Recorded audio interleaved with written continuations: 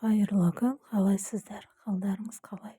Бүгін сіздерге мен голубцы сорпасын көрсететін боламын. Болгарскийімізді ішін тазалап, паршымызды ішіне салатын боламыз.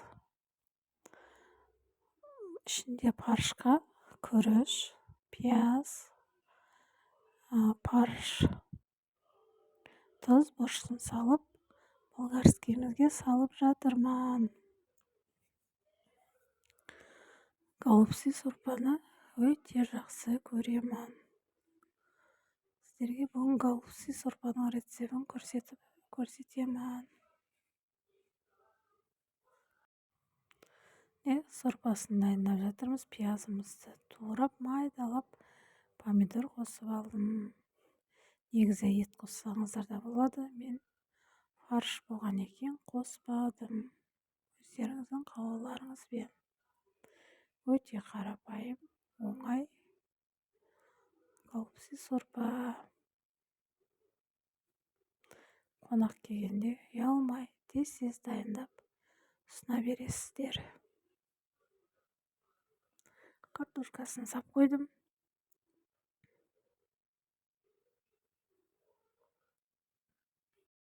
Картошкасын әдемілеп қуырып, одан кейін суын құятын боламыз. Суын құйып қойдық.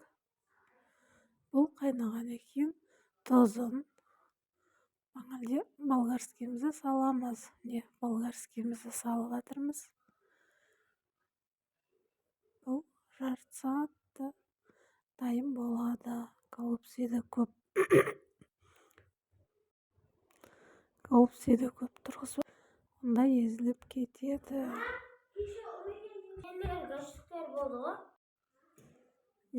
Қайнап жатыр. Салып жатырмын голубцыйды. Қайнап жатыр. Өте әдемі қайнап. Астын баяу отта қоямыз. Бір қалыпты қайнау керек. Осылай. Дайын болған голубцыйымыз бізге ас болсын.